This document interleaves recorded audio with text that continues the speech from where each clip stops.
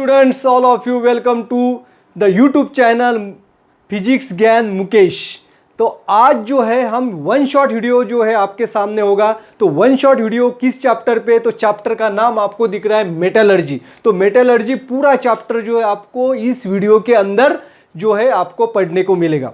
तो पहले हम स्टार्ट करते हैं इंट्रोडक्शन के।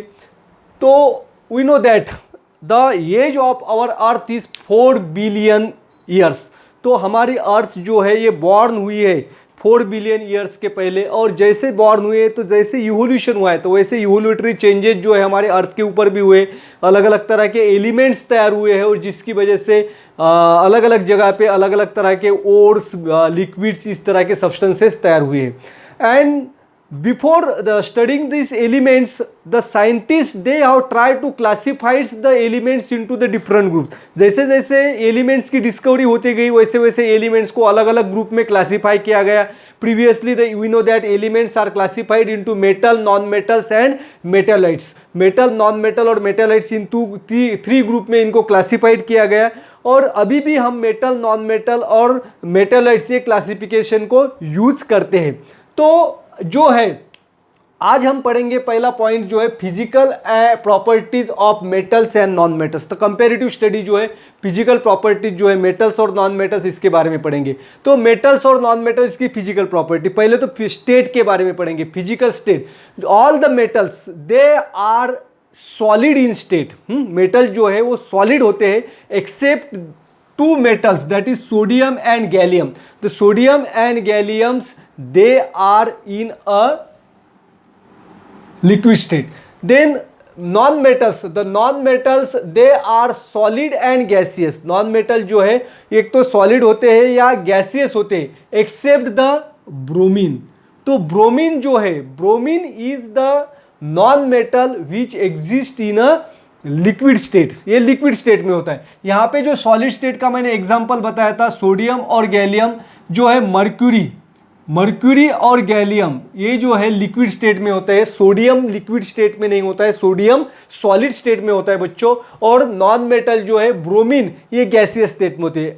जनरली कार्बन जो है सॉलिड नॉन मेटल है, क्लोरीन, ऑक्सीजन ये जो है ये गैसियस नॉन मेटल है। Then lustre, the metals have the lustre. Metal को अगर हम पॉलिश करेंगे तो उनकी चमक बढ़ती है। और जैसे जैसे मेटल्स जो है समय गुजरता है तो वैसे वैसे मेटल की लस्टर जो है वो कम हो जाती है due to the action of this metal with the different environmental factor. Environment के अलग अलग जो ये है फैक्टर्स है, ऑक्सीजन है, कार्बन डाइऑक्साइड है and some reactive elements and the substances they can causes the corrosion of metal and due to this corrosion the lustre of metal is decreases. तो मेटल की लस्टर जो है वो धीरे धीरे कम होती है, चमक कम होती है। और उसको पॉलिश करते तो फिर से उसे चमक आती है। Then non metals are non lustres. Non metal जो है इनमें लस्टर नहीं होते एक्सेप्ट आयोडीन। आयोडीन जो है क्रिस्टल फॉर्म में बहुत ही चमकदार होता है और इसके साथ साथ डायमंड जो है, डायमंड भी शाइनी होता है। Next property is that ductility and malleability. Metals are ductile and malleable. Ductile क्यों है? क्योंकि उसके हम फाइन तार जो है वो बना सकते हैं। और मैलिएबल है क्योंकि उसको हैमर करके उसकी सीट जो है हम बनाते हैं। और नॉन मेटल जो है नॉन डक्टाइल और नॉन मैलिएबल है क्योंकि नॉन मेटल्स जैसे हम कार्बन लेंगे, सल्फर लेंगे तो इसके हम तारे भी नहीं बना सकते और सीट भी नहीं बना सकते। Therefore they are non ductile and non malleable. Next property की तरफ जाते हैं, hard. Metals are hard. Metal जो है वो हार्ड होते हैं except the sodium, potassium and gallium. Metal तो हार्ड होते हैं लेकिन सोडियम, पोटेशियम जो होता है ये इतने सॉफ्ट होते हैं कि इसको हम नाइफ से भी काट सकते हैं, चाकू से भी इसको काट सकते हैं, पनीर की तरह इसके टुकड़े कर सकते हैं, इतने सॉफ्ट होते हैं। But except this all the metals they are hard. Then non metals they are brittle. Non metal जो है ब्रिटल होते हैं, सभी नॉन मेटल ब्रिटल होते हैं लेकिन इसको एक्सेप्शन है डायमंड। और ये जो डायमंड जो होता है बच्चों, diamond is the hardest substance of the nature. हमारे नेचर में सबसे कठिन पदार्थ जो है वो डायमंड है और जो बनता है non metal. It is the allotropic form of carbon. Carbon का एलोट्रॉपिक फॉर्म जो है जिसके बारे में हमने पिछले साल पढ़ा था, ग्राफाइड, diamond, फ्यूलेरिन, these are the different allotropic forms of carbon and out of this diamond is the hardest. Then next sonority, sonority is the property of metal. Metal जो है, मेटल को अगर हम हैमर करते हैं किसी, फॉर एग्जांपल अगर हमने आयरन का कोई जो सीट लिया और उसके ऊपर जो हैमर किया तो उसमें से एक आवाज बाहर निकल के आती है, therefore they are sonorous. But the non metals are non sonorous. Carbon के ऊपर हैमर करेंगे तो कोई ऐसी घूमती हुई गूंजती हुई आवाज उससे बाहर नहीं निकलती, therefore non metals are non sonorous. The metals are good conductor of electricity. Metals are good conductor of electricity. Electricity is conduct through the metals. Not only the good conductor, they are also the good conductor of heat. But non-metals are bad conductor of heat and electricity. But इसको exception है graphite. Graphite जो होता है बच्चों, graphite is the good conductor of electricity. Graphite is used as a electrode, electrode के तौर पे graphite का इस्तेमाल करते हैं। हमारे पेंसिल की लीड जो है इसमें ग्राफाइट होता है, तो ग्राफाइट जो है गुड कंडक्टर होता है, ये एक्सेप्शन। और कुछ एक्सेप्शन के साथ जो है फिजिकल प्रॉपर्टीज जो है हमने यहाँ पे पढ़ी। तो फिजिकल प्रॉपर्टीज से हम मेटल और नॉन मेटल को क्लासीफाई नहीं कर सकते क्योंकि इसमें बहुत सारे एक्सेप्शन भी आ रहे हैं। तो इसकी वजह से हमें क्या पढ़ना पड़ेगा, उसकी केमिकल प्रॉपर्टीज को पढ़ना पड़ेगा। तो सबसे पहले पढ़ते हैं हम केमिकल प्रॉपर्टीज ऑफ मेटल्स। तो मेटल्स जो है इनकी क्या क्या केमिकल प्रॉपर्टीज होती है। We know that the metals are electropositive. Metal जो होते हैं वो इलेक्ट्रोपॉजिटिव होते हैं। इलेक्ट्रोपॉजिटिव क्यों होते हैं?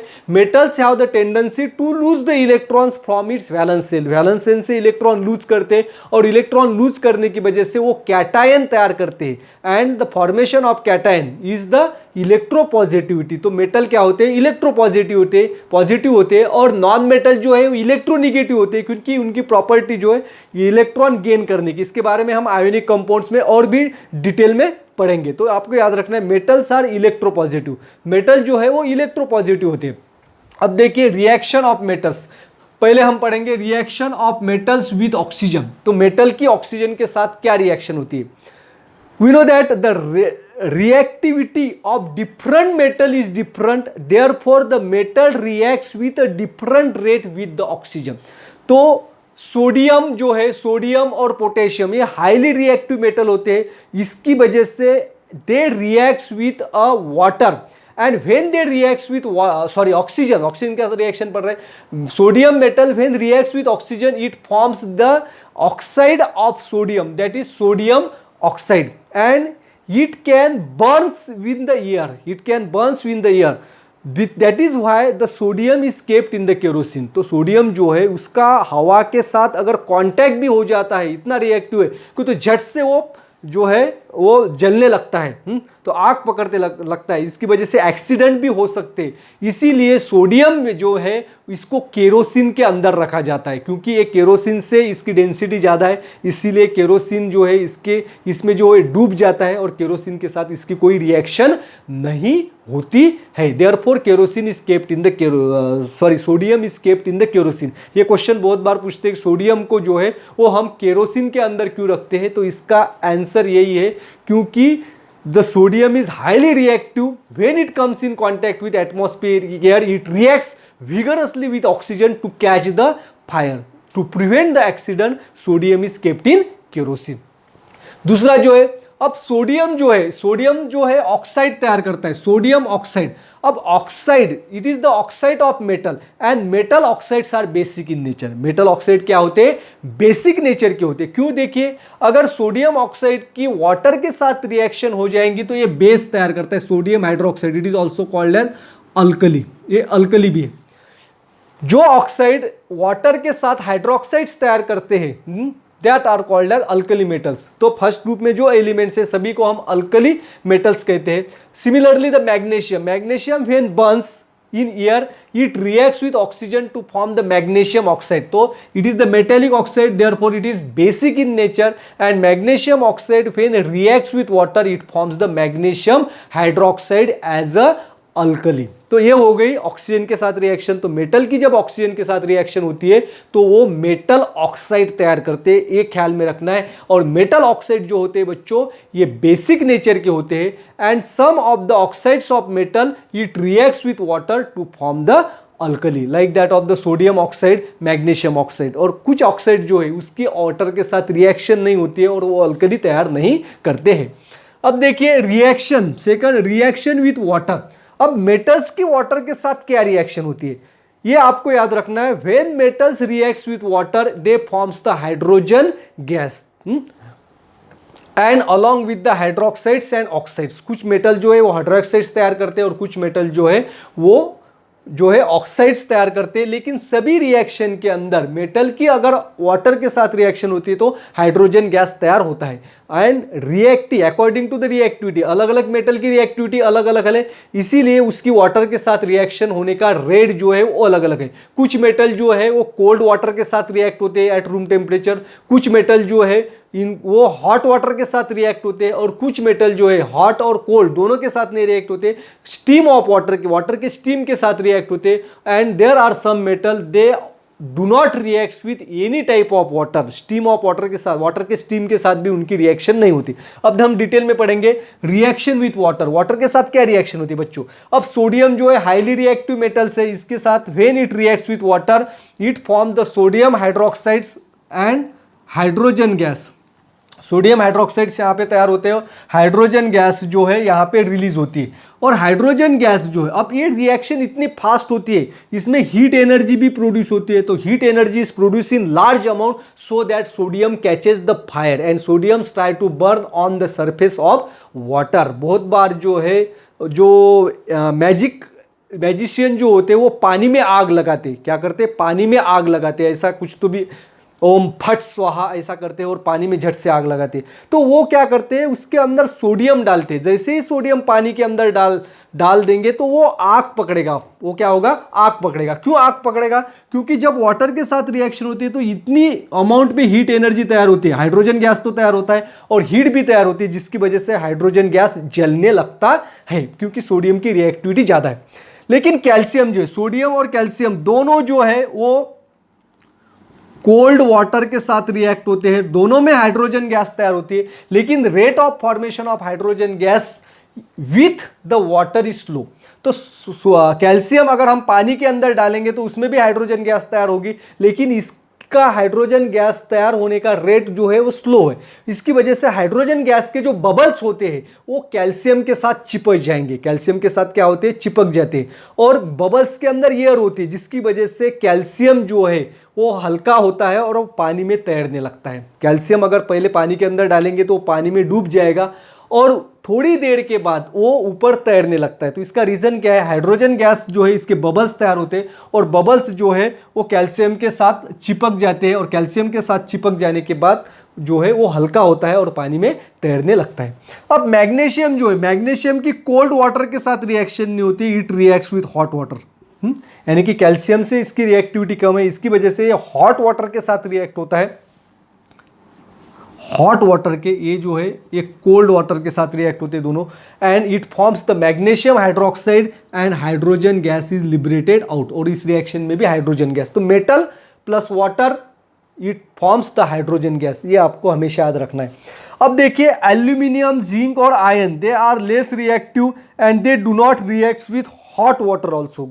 गर्म पानी बॉइल वाटर में भी इसको डालेंगे तो इन एल्यूमिनियम, जिंक और आयन इनकी रिएक्शन वाटर के साथ नहीं होती है। जैसे कि बुक में एक डायग्राम दिए, they reacts with steam of water. पानी जो है, पानी की भाप जो है इसके साथ वो रिएक्ट होते हैं। जैसे कि टेस्ट ट्यूब के अंदर अगर हम एल्यूमिनियम को डालेंगे, इसमें हमें ग्लास जो है वूल रखना है सोक करके। अब जब उसको हीट करेंगे तो ग्लास वूल से जो है गैस निकलने लगेगी, यानी कि वेपर्स निकलने लगेगी, that is called as steam of water. And this steam of water, hot steam of water, aluminium reacts to form the aluminium oxide and hydrogen gas सभी में लिबरेट होती है। Zinc form the zinc oxide और iron form the iron oxide. तब इसमें याद रखने वाली क्या बात है, जब वाटर के साथ रिएक्ट होते हैं मेटल्स तो वो हाइड्रोजन गैस तैयार करती है, लेकिन जो हाईली रिएक्टिव मेटल्स है उसमें हाइड्रोक्साइड्स तैयार होता है, और लेस रिएक्टिव मेटल्स है जैसे एल्यूमिनियम, जिंक और आयन, ये क्या तैयार करते हैं बच्चों, ऑक्साइड्स तैयार करते हैं और हाइड्रोजन गैस लिबरेट होता है। और इसके साथ जो है कॉपर है, जेन, सिल्वर, गोल्ड, ये जो मेटल्स है ये वाटर के स्टीम के साथ, हॉट स्टीम के साथ भी इनकी रिएक्शन नहीं होती है बच्चों। अब देखिए रिएक्शन विथ एसिड, एसिड के साथ क्या रिएक्शन होती है, all the metals when reacts with acid they forms the metal salt and the hydrogen gas is liberated out. तो क्या फर्क है, विथ एसिड और विथ वाटर, वाटर के साथ एक तो ये हाइड्रोक्साइड और ऑक्साइड्स तैयार करते हैं हाइड्रोजन गैस के साथ साथ, और हीट एनर्जी भी प्रोड्यूस होती है। लेकिन एसिड के साथ जब रिएक्ट होते हैं तो सॉल्ट तैयार करते हैं, मेटल के सॉल्ट तैयार होते हैं। हाइड्रोक्लोरिक एसिड के साथ तैयार होंगे, रिएक्ट होंगे तो क्लोराइड सॉल्ट होगा। सल्फ्यूरिक एसिड के साथ जब रिएक्ट होते हैं तो सल्फेट सॉल्ट तैयार होगा। और नाइट्रिक एसिड के साथ जब रिएक्ट होते हैं तो नाइट्रेट सॉल्ट जो है वो तैयार होता है। अब पहले हम देखेंगे हाइड्रोक्लोरिक एसिड के साथ सेम रिएक्शन जो है इनकी सल्फ्यूरिक एसिड के साथ होती है बच्चों, वो भी रिएक्शन मैं आपको बताऊंगा।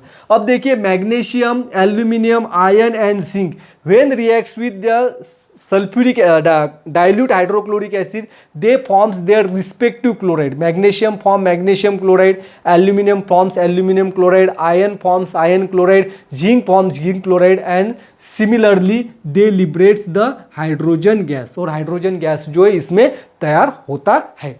अब देखिए विथ सल्फ्यूरिक एसिड, हमने डाइल्यूट हाइड्रोक्लोरिक एसिड के साथ इनकी रिएक्शन देखिए तो ये क्लोराइड सॉल्ट और हाइड्रोजन गैस जो है वो तैयार करता है। अब यहां पे देखेंगे magnesium reacts with dilute sulphuric acid, it forms the magnesium sulphate plus hydrogen gas is liberated out. आए सेम रिएक्शन है, हाइड्रोक्लोरिक एसिड के साथ मैग्नीशियम जो है वो मैग्नीशियम क्लोराइड तैयार करता है और सल्फ्यूरिक एसिड के साथ magnesium sulphate, sulphate salt, this is the salt magnesium sulphate, this sulphate salt and hydrogen gas is liberated out.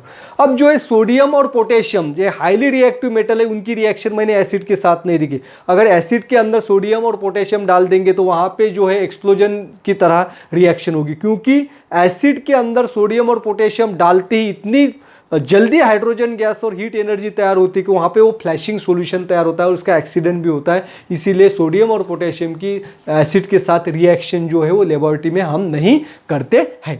अब देखेंगे रिएक्शन विथ नाइट्रिक एसिड। अब बच्चों नाइट्रिक एसिड के साथ क्या रिएक्शन है, टाइप्स ऑफ केमिकल रिएक्शन इस चैप्टर में अभी हमने ये रिएक्शन पढ़ी थी। अब देखिए नाइट्रिक एसिड के साथ बहुत सारे मेटल जो है वो नाइट्रिक एसिड के साथ रिएक्ट नहीं होते, लेकिन कॉपर जो है वो नाइट्रिक एसिड के साथ रिएक्ट होता है और अलग अलग प्रोडक्ट तैयार करता है। डाइल्यूट एसिड के साथ अलग प्रोडक्ट तैयार होता है और कॉन्सेंट्रेटेड एसिड के साथ उसका अलग प्रोडक्ट तैयार होता है। But all in cases they forms the nitrate salt, nitrate salt जो है वो तैयार करता है और इसके साथ nitrogen oxide, oxides of metals nitrogen तैयार होते हैं, नाइट्रोजन डाइऑक्साइड या नाइट्रोजन ऑक्साइड या नाइट्रिक ऑक्साइड, तो ये भी तैयार होते हैं। इसके साथ साथ वाटर प्रोड्यूस होता है। अब देखिए कॉन्सेंट्रेटेड नाइट्रिक एसिड के साथ कॉपर की reaction, copper when reacts with concentrated nitric acid it forms the copper nitrate, then nitrogen dioxide and water is form. Nitrogen dioxide poisonous gas होता है। अब देखिए डाइल्यूट एसिड के साथ डाइल्यूट नाइट्रिक एसिड HNO3 यानी कि nitric acid, copper की जब डाइल्यूट नाइट्रिक एसिड के साथ रिएक्शन होती है तो सेम कॉपर नाइट्रेट तैयार होता है, लेकिन यहाँ पे अलग प्रोडक्ट तैयार होता है नाइट्रोजन ऑक्साइड। क्या होता है? नाइट्रिक ऑक्साइड, इसे कहते हैं नाइट्रिक ऑक्साइड। आगे समझ, nitrogen dioxide, nitrogen oxide, nitric oxide. अब ये जो नाइट्रिक ऑक्साइड जो है ये नॉन पॉइजनस होता है and along with the water. आ गया समझ में? अब कॉपर की दोनों के साथ रिएक्शन जो है इसमें क्या फर्क है ये आपको याद रखना है। Chemical types of chemical reaction में भी मैंने इसको आपको एक्सप्लेन करके बताया था। आ गया बच्चों समझ में? This is all about the reactions of metals with the water, oxygen. Water के साथ हमने इसकी रिएक्शन पढ़ी, ऑक्सीजन के साथ रिएक्शन पढ़ी। लेकिन अब देखिए देयर आर सम मेटल्स, कुछ मेटल्स जो है जिसमें हम लेंगे गोल्ड है, सिल्वर है, प्लैटिनम है। गोल्ड और प्लैटिनम जो है ये एसिड के साथ भी रिएक्शन नहीं होती। गोल्ड प्लैटिनम जो है इनकी, गोल्ड प्लैटिनम इनकी रिएक्शन जो है वो एसिड के साथ भी रिएक्ट नहीं होते, गोल्ड और प्लैटिनम। तो ये क्या है? ये नोबल मेटल्स है। ये क्या है? नोबल मेटल्स है। इनकी रिएक्टिविटी बहुत ही कम होती है। जितनी रिएक्टिविटी ज़्यादा उतनी केमिकल रिएक्शन में उसके भाग लेने की क्षमता ज़्यादा होती है। अब देखेंगे बच्चों रिएक्टिविटी सीरीज। अब जो है रिएक्टिविटी सीरीज ऑफ मेटल्स, तो मेटल की जो रिएक्टिविटी सीरीज है इसमें हम देखेंगे, अभी हमने जो पढ़ा था कुछ मेटल जो है मेटल की हमने एसिड के साथ जब रिएक्शन दिखी थी, तो कुछ मेटल जो है मैग्नीशियम कैल्शियम जो है विगरसली हाइड्रोजन गैस तैयार करता है, उनका रेट ऑफ रिएक्शन ज़्यादा होता है, लेकिन एल्यूमिनियम जो है जिंक जो है इनका रेट ऑफ रिएक्शन कम होता है। तो it depends upon the reactivity of metals. तो अब देखिए scientist they have made a series, sodium, potassium, calcium, magnesium, then aluminium, iron, lead, zinc, copper. अब इस मेटल को when the metals are arranged in increasing or decreasing order according to their reactivity, then it is called as reactivity series of metal। अब metals को हम उनकी reactivity के अनुसार arrange करेंगे, इंक्रीजिंग और डिक्रीजिंग। अब ये ऑर्डर क्या है बच्चों? Decreasing order of reactivity, decreasing order of reactivity. इसका अर्थ क्या है? Sodium is the most reactive elements and platinum is the least reactive element. अब इसमें हमने अभी जो रिएक्शन पढ़े थे, अब इसमें देखिए sodium, potassium, calcium, magnesium, aluminium, iron, they reacts with water. इनकी रिएक्शन किसके साथ होती थी? वाटर के साथ रिएक्शन होती थी। Sodium, potassium, calcium, they reacts with oxygen, then sodium, potassium, calcium up to the copper और zinc, they reacts with acid. ये एसिड के साथ रिएक्ट होती है। लेकिन जो है गोल्ड और platinum, they do not react with any metal. तो इससे हम जो है रिएक्टिविटी सीरीज से मेटल्स को 3 ग्रुप में डिवाइड करते हैं, highly reactive metal, moderately reactive metal and less reactive, इसको लिस्ट कहेंगे। अब जो है सोडियम, पोटेशियम, मैग्नीशियम, ये जो है ये हाई रिएक्टिव मेटल्स होंगे।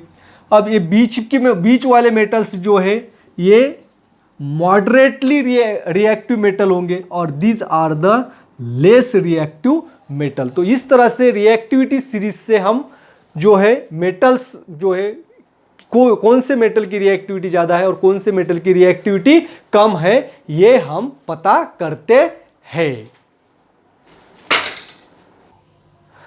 हमने अभी पढ़ा था रिएक्शन ऑफ मेटल्स। अब देखेंगे हम नॉन मेटल्स के रिएक्शन के बारे में, chemical properties of non metals. तो बच्चों हमें पता है कि हेलियम, नियॉन, ऑर्गन, ये जो है दी आर द नोबल एलिमेंट्स। ये क्या है? नोबल एलिमेंट्स है। तो नोबल एलिमेंट्स क्यों है बच्चों? They do not takes part in the chemical reaction. ये केमिकल रिएक्शन में भाग नहीं लेते क्योंकि इनका ऑक्टेट कंप्लीट होता है। ऑक्टेट कंप्लीट होने की वजह से क्या होता है? They are chemically inactive, they need not to takes part in the chemical reaction. तो केमिकल रिएक्शन के बीच में ड्राइविंग फोर्स क्यों है?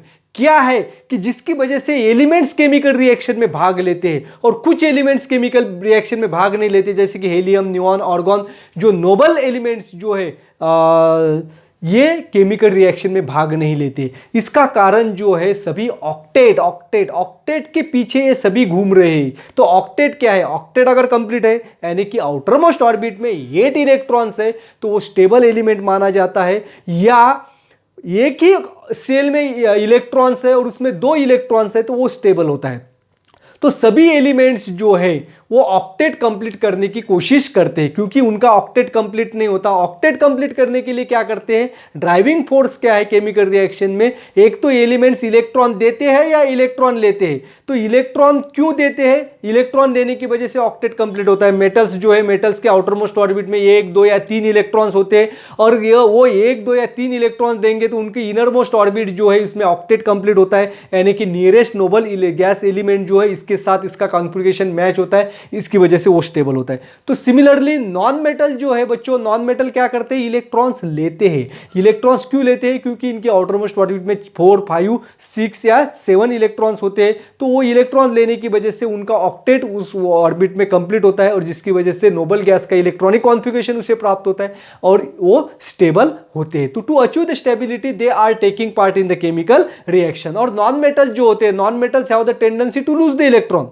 Non-metals have tendency to lose the electron and metals have tendency to gain the electrons। तो metal और non metal इनके बीच में रिएक्शन कैसे होती है बच्चों? अब देखिए यहाँ पे मैं लिखता हूँ मेटल, सोडियम मेटल है और क्लोरीन नॉन मेटल से, तो they forms the compound sodium chloride. तो अब यहाँ पे क्या होता है, sodium gives the electrons because it is the metal and the electron given by the sodium is accepted by the chlorine. तो sodium acquires the positive charge and chlorine acquires the negative charge and it forms the ionic compound. तो ये क्या करता है, ionic compound तैयार करता है। और कोई भी मेटल्स और नॉन मेटल्स इनके बीच में जब रिएक्शन होती है तो वो आयोनिक कंपाउंड्स तैयार होते हैं। तो आयोनिक कंपाउंड्स के बारे में हमें जो है इसके बाद जो है वो पढ़ना है। जैसे कि अब सोडियम की क्लोरीन के साथ सोडियम क्लोराइड, मैग्नीशियम क्लोरीन के साथ मैग्नीशियम क्लोराइड तैयार करेगा। अब मैग्नीशियम की मैं आपको रिएक्शन बताता हूँ। अब देखिए यहाँ पे क्या होता है, magnesium reacts with chlorine to form the magnesium chloride MgCl2। अब क्या होता है, MgCl2, क्योंकि मैग्नीशियम जो है इसका हम आयनिक कंपाउंड में पढ़ेंगे डिटेल में, ये Cl2 क्यों आए हैं।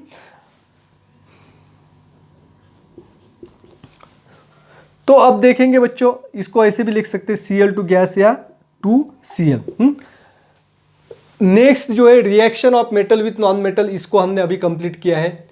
Next is the chemical properties of non metals. तो केमिकल प्रॉपर्टीज नॉन मेटल्स के बारे में हम पढ़ेंगे। तो properties of non metals, chemical और फिजिकल प्रॉपर्टीज जो होते हैं नॉन मेटल्स की, दे are more or less similar to each other. कम या ज़्यादा एक दूसरे से वो सिमिलरिटी सिमिलर नहीं होती, वो less, they are less similar. उनकी केमिकल और फिजिकल प्रॉपर्टीज जो है वो लेस सिमिलर होती है। और नॉन मेटल जो होते हैं इलेक्ट्रोनिगेटिव, इलेक्ट्रोनिगेटिव यानी कि losing of electron, electron lose करके वो कैटायन आयनायन तैयार करते हैं और इसकी वजह से वो इलेक्ट्रोनिगेटिव, आयनायन यानी कि negatively charge electron, negatively charge ions जो है वो नॉन मेटल्स तैयार करते हैं। अब नॉन मेटल की रिएक्शन देखेंगे बच्चों। सबसे पहले रिएक्शन विथ ऑक्सीजन। ऑक्सीजन के साथ क्या रिएक्शन होती है बच्चों, मेटल्स, पहले हमने पढ़ा था metals reacts with oxygen to form the metal oxide and metal oxides are basic in nature. तो इसके विपरीत यहाँ पे होते हैं, non metals reacts with oxygen to form the non metal oxide but non metal oxides are acidic इन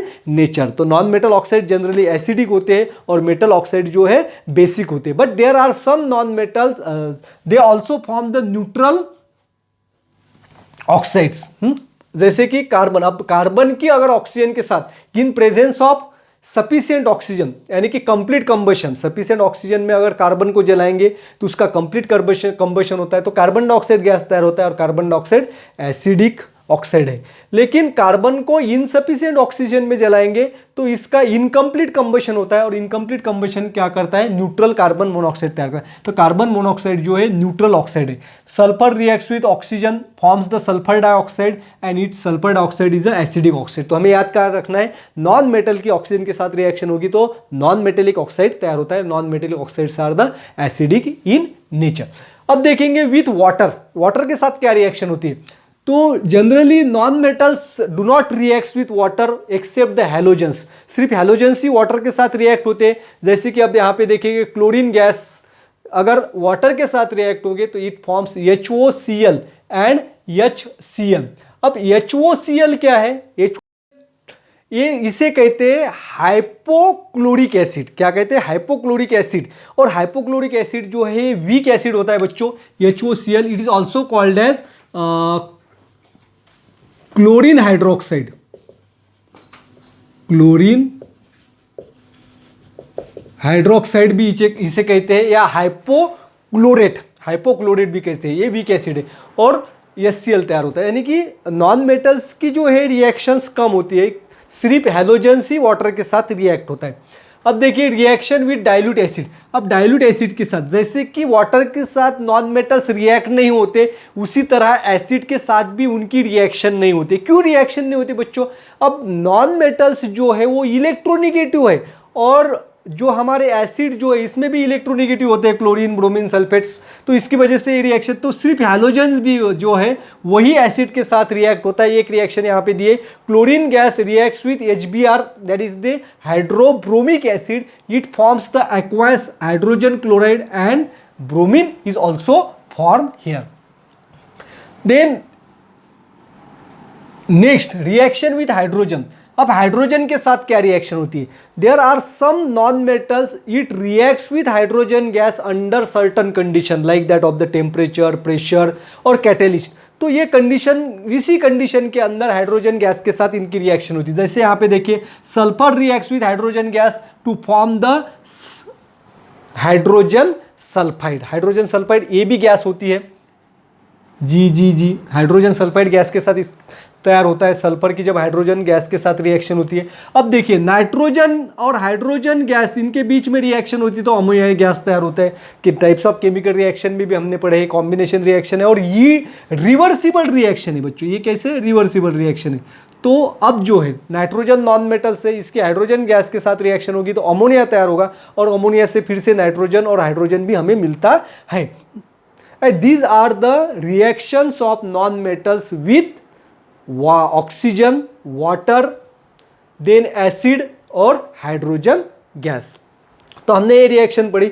अब जो है नेक्स्ट टॉपिक जो है हमारा, ये है आयोनिक कंपाउंड। तो आयोनिक कंपाउंड्स क्या होते हैं बच्चों? जैसे हमने यहाँ पे देखा है, magnesium chloride is the ionic compound. तो ये आयोनिक कंपाउंड क्यों है? क्योंकि मैग्नीशियम जो है, मैग्नीशियम ये कैटायन तैयार करता है। जैसे मैं आप थोड़ा सा ऊपर का जो है हिस्सा रब करता हूँ, जिसकी वजह से मुझे ये लिखने के लिए आसानी होगी। अब हम पढ़ रहे हैं आयोनिक कंपाउंड के बारे में। इसके बारे में बच्चों पढ़ रहे हैं आयोनिक कंपाउंड।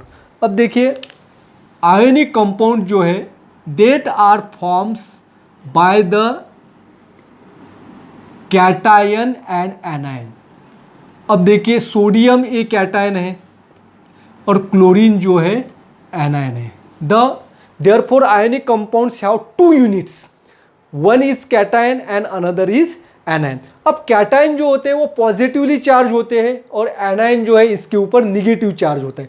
अब पॉजिटिव निगेटिव जो है इनके बीच में अट्रैक्शन होता है due to the electrostatic force of attraction. Oppositely charge ions they are strongly attracted towards each other and due to the strong attraction between positive and negative charge they forms the bond and that bond is called as ionic bond. तो उस bond को हम कहते हैं ionic bond. तो इनके बीच में जो है आयोनिक बॉन्ड तैयार होता है स्ट्रॉन्ग अट्रैक्शन की वजह से। और स्ट्रॉन्ग अट्रैक्शन क्यों होता है? क्योंकि कोई भी आयोनिक कंपाउंड जब तैयार होता है तो उसमें जो है कैटायन और एनायंस, उनकी जो पॉजिटिव और निगेटिव चार्ज होते हैं उनका मैग्नीट्यूड बैलेंस होता है। समझ में लीजिए क्या है मैग्नीट्यूड, कैसे बैलेंस होता है। अब सोडियम के ऊपर एक पॉजिटिव चार्ज है तो क्लोरीन के ऊपर एक निगेटिव चार्ज होगा, तभी जाके ये आयोनिक कंपाउंड्स तैयार होता है। मैंने बताया था मैग्नीशियम का, मैं आपको एक्सप्लेन करके बताऊंगा। अब क्या होता है बच्चों, अब देखिए, magnesium when reacts with chlorine it forms the magnesium chloride। अब देखिए, मैग्नीशियम क्लोराइड MgCl2। अब मैग्नीशियम जो है ये डाई पॉजिटिवली चार्ज आयन है और क्लोरीन जो है ये मोनोनिगेटिव आयन है, इसके ऊपर एक ही निगेटिव चार्ज है।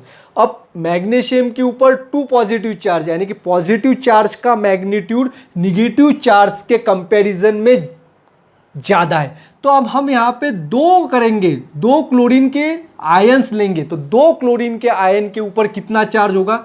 1 क्लोरीन और 2 क्लोरीन। तो 2 क्लोरीन के आयन के ऊपर इसे हम ऐसे लिख सकते हैं 2Cl निगेटिव, यानी कि 2 निगेटिव चार्ज। अब देखिए, magnitude of positive charge on magnesium and magnitude of negative charge on chlorine, they are balance and therefore they forms the compound magnesium chloride. आ गया समझ में? तो आयनिक कंपाउंड्स जब तैयार होते हैं तो उसमें जो है वो आयंस जो है वो बैलेंस होते हैं, यानी कि मैग्नीट्यूड जो होते हैं पॉजिटिव निगेटिव इनके बीच में बैलेंस होते हैं। Ionic compounds are generally are crystalline. ये कैसे होते हैं बच्चों? क्रिस्टलाइन होते हैं। क्रिस्टलाइन क्यों होते हैं? Why they are crystalline? Because we know that all the ionic compounds are formed by the cations and anions. The positive and negatively charged ions in the compounds, they are arranged themselves to have a regular pattern। उनका arrangement जो होता है compound के अंदर ions का, ये regular होता है। रेगुलर पैटर्न में जो आयन, जैसे डायमंड में एटम जो है उनकी जो रचना जो होती है वो रेगुलर होती है, टेट्राहेड्रल है। तो इसी तरह से जो है आयंस जो है वो एटम्स जो है इक्विडिस्टेंस होते हैं, उनका रेगुलर पैटर्न होते हैं। हर एक क्रिस्टलाइन कंपाउंड्स में ये पैटर्न अलग अलग होगा, जैसे सोडियम क्लोराइड में अलग होगा, आयरन सल्फेट में अलग होगा। तो क्रिस्टल जो है, क्रिस्टलाइन स्ट्रक्चर इनका शेप होता है, और ये शेप जो है अलग अलग सब्सटेंस में अलग अलग होता है। और ये क्यों होता है? क्योंकि पॉजिटिवली चार्ज आयंस जो है they are surrounded by negative charge, and negatively charge ions they are surrounded by the positive charge, and इसकी वजह से उनको एक रेगुलर पैटर्न होता है, और that forms the crystalline structure of the ionic compounds, and that is why they are shiny and they are hard also. The ionic compound जो है वो हार्ड भी होते हैं। अब हम पढ़ेंगे प्रॉपर्टीज ऑफ आयोनिक कंपाउंड्स। तो आयोनिक कंपाउंड्स की प्रॉपर्टीज क्या होती है? सबसे पहले जो मेन प्रॉपर्टी होती है बच्चों आयोनिक कंपाउंड्स की, तो ionic compounds they are hard. Ionic compounds क्या होते हैं? मैं शॉर्ट में लिखता हूं, they are hard, they are solid and crystalline in shape. Hard क्यों होते हैं? हार्ड होने का रीजन क्या है? क्योंकि मैंने बताया था कैटायन और एनायंस, पॉजिटिव और नेगेटिव चार्ज जो होते हैं, आयंस इसके बच में होते हैं, and there is a strong electrostatic force of attraction. तो फोर्स ऑफ अट्रैक्शन क्या होता है? उनके बीच में स्ट्रॉन्ग होता है, और इसकी वजह से ये हार्ड होते हैं, और हार्ड के साथ साथ ब्रिटल भी होते हैं। उसको अगर हम हैमर करेंगे तो it converts into the powder form. Then next, they are having the high melting point and boiling point. Book के अंदर देखेंगे तो कुछ आयनिक कंपाउंड जो है इनके मेल्टिंग पॉइंट और बॉइलिंग पॉइंट के बारे में हमें बताया है। अब देखिए मैग्नीशियम ऑक्साइड, यहाँ पे मैग्नीशियम ऑक्साइड जो है इसका मेल्टिंग पॉइंट है 2852 degree Celsius, and boiling point is near about 3600 degree Celsius. अब नॉन आयनिक कंपाउंड का एक एग्जांपल लेंगे, वाटर। वाटर हमें पता है it is the non ionic compound, and water का जो मेल्टिंग पॉइंट जो है वो है 0 डिग्री सेल्सियस, क्योंकि लिक्विड स्टेट में होता है, और बॉइलिंग पॉइंट जो है 100 डिग्री सेल्सियस। तो if you take the comparison, अब कंपेरिजन देखिए आयनिक और नॉन आयनिक कंपाउंड। अब मैग्नीशियम जो है ये आयनिक कंपाउंड है, और इसका जो मेल्टिंग पॉइंट और boiling point it is very high, और आयन जो है नॉन आयनिक कंपाउंड है, और उसका मेल्टिंग और boiling point as compare to this is very low. Then next property क्या है? They are soluble in organic solvent, inorganic solvent that is water, and insoluble in organic solvent. तो organic solvent क्या क्या होते हैं बच्चों? Kerosene है, petrol है, these are the organic solvent. तो ऑर्गेनिक सॉल्वेंट में इनसोल्यूबल होते हैं, लेकिन वाटर के अंदर सोल्यूबल होते हैं। क्या रीजन है इसके बीच में? वाटर के अंदर क्यों सोल्यूबल होते हैं? दिस आयोनिक कंपाउंड्स को अगर हम वाटर के अंदर डालेंगे तो water molecule surrounds the ion के ऊपर एक जो है वो कवरिंग तैयार करता है, जिसकी वजह से आयन में जो है पॉजिटिव निगेटिव जो अट्रैक्शन फोर्स था, यानी कि कौन सा फोर्स था? Electrostatic force of attraction.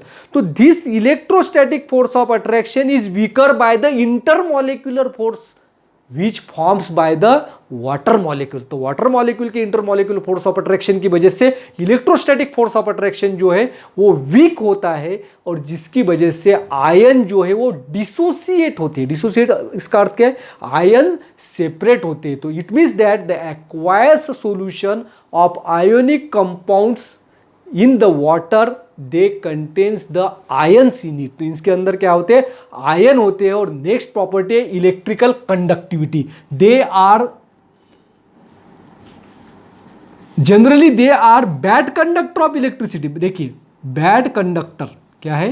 Bad conductor of electricity, but they are good conductors in electrolytes, in molten and fused state, and in electrolytes, that is the aqueous solution, are the good conductor, but conduct electric, short में लिखता हूं मैं, electric current किसमें से पास होता है? Fused और molten ionic compound और एक्वायस सॉल्यूशन। तो फ्यूज और मोल्टन, यानी कि अगर हम सोडियम क्लोराइड का एग्जांपल लेंगे, उसे अगर हम मेल्ट करेंगे, मेल्टिंग पॉइंट इसका हाई है, उसको अगर मेल्ट करेंगे तो this is the molten state. और मोल्टन स्टेट में क्या होते हैं? Ions are mobile. तो आयन जो है फ्री होते हैं और वो घूमते रहते हैं, and ions are charge carrier. But in solid state में आयोनिक कंपाउंड बैड कंडक्टर होते हैं। क्यों बैड कंडक्टर होते हैं? क्योंकि इलेक्ट्रोस्टैटिक फोर्स ऑफ अट्रैक्शन इनमें ज़्यादा होता है। अब एग्जांपल देखिए सोडियम क्लोराइड का, तो सोडियम क्लोराइड के अंदर सोडियम और क्लोराइड आयन है, तो सोडियम के ऊपर पॉजिटिव चार्ज है, क्लोरीन के ऊपर निगेटिव चार्ज है। और मैंने क्या बताया था, कोई भी आयोनिक कंपाउंड जो होता है उसमें magnitude of positive and negative are balance. अब एक पॉजिटिव है तो एक निगेटिव है, यानी कि one positive one negative, the net charge on the compound is zero. तो सॉलिड स्टेट में चार्ज ही नहीं होता, तो सॉलिड इन, तो इसका दूसरा अर्थ क्या है, ionic compound in solid state are neutral.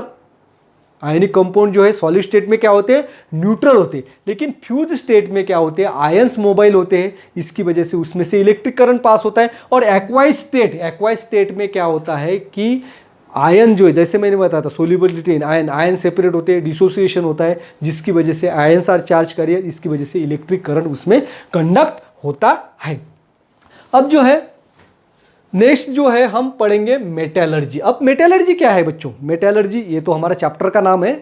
तो metallurgy it is the process of extraction of metals from the ores and they can be improved or purified for the use is called as metallurgy। तो metallurgy में different processes use करते हैं जिसमें हम metal का extraction करते हैं, pure form में मेटल सम जो है प्राप्त करते हैं, इसी को मेटलर्जी कहा जाता है। बच्चों देखिए मेटल्स जो है, मेटल्स आर फाउंड, मेटल्स कैसे हमें मिलते हैं? Generally most of the metals are found in the earth crust. Earth crust के अंदर मेटल मिलते हैं तो दो फॉर्म में मिलते हैं, एक तो कंबाइन फॉर्म में मिलते हैं, एक तो या फ्री स्टेट में मिलते हैं। तो कंबाइन फॉर्म में कौन कौन से मेटल्स मिलते हैं? इन the form of oxides, carbonate, sulphide और नाइट्रेट।